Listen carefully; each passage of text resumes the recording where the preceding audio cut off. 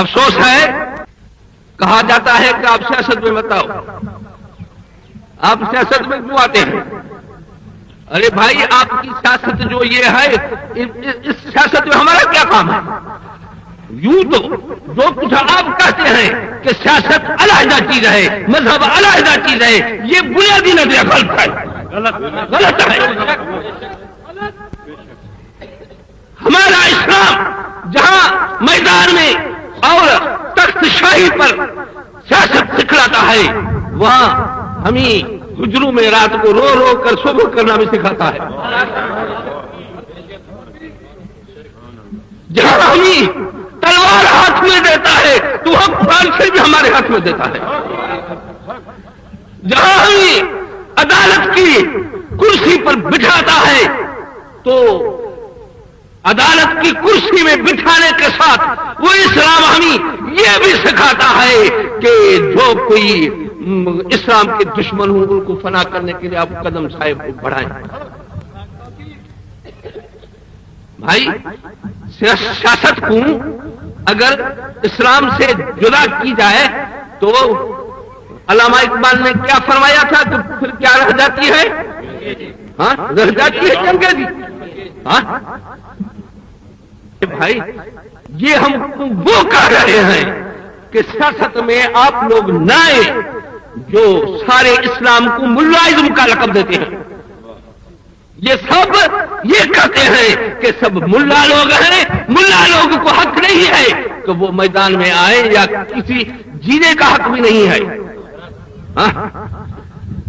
آپ نے سنا ہوگا کہ جو اب چیئرمین بنے ہیں تو پہلے میرے پاس ساتھی ہے کہ انہوں نے یہ کہا تھا، صدر ایوب سے کہا تھا کہ اگر مجھے اجازت ہے تو میں یہ ملازم کو ختم کر دوں اور مولویوں کو گولیوں سے اڑا دوں۔ جی بات کی تھی، میں حوالہ دینے کے لیے اگر کوئی چاہے تو میں حوالہ بھی دے سکتا ہوں۔ بھائی، میں پہچانتا ہوں کہ ان کا اصل مقصد کیا ہے۔ ملازم کو ختم کرنا نہیں ہے بھائی، اسلام کو ختم کرنا ہے۔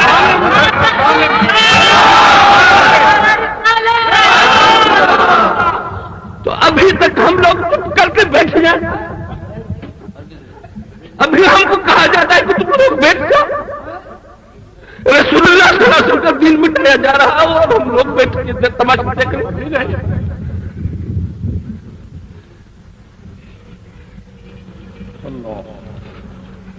قد بدت البغضاء من افواہہم وما تخفی صدورہم اکبر۔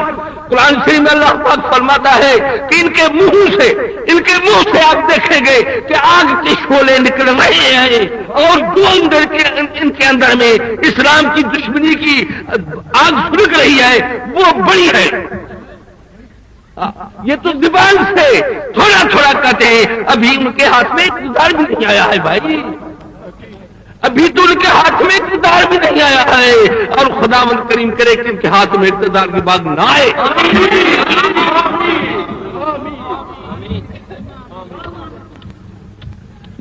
اگر اقتدار کی خدا نخواستہ ان لوگوں کے ہاتھ میں باغ ڈور آ گئی تو یہ سرمایہ داری کو ختم نہیں کریں گے بھائی، یہ بڑے سرمایہ دار خود ہی ہے، یہ اسلام کو ختم کریں گے۔ آپ لوگ سے میں اپیل کرتا ہوں کہ خدا را اب غفلت کو چھوڑ دیجیے، کسی سستے ناروں پر کان نہ دھریے، اور دونوں آنکھوں کو کھول کے دیکھو کہ یہ کیا چیز ہے۔ ہمارے پیر صاحب فرماتے تھے کہ ایک شخص تھا سوداگر، دکان پر انہوں نے کیا کہتے ہیں، بولے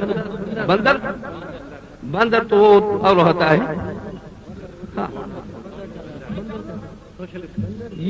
یہ بندر کچھ سکھا کے چھوڑ دیا تھا کہ کوئی بھی آدمی وہاں سے اگر کوئی چیز اٹھائے تو ان سے وہ لڑ پڑتا تھا۔ تو ایسے ہی تعلیم دی گئی، سیکھ گیا بھائی، جانور بھی سیکھ جاتے ہیں، انسان تو انسان۔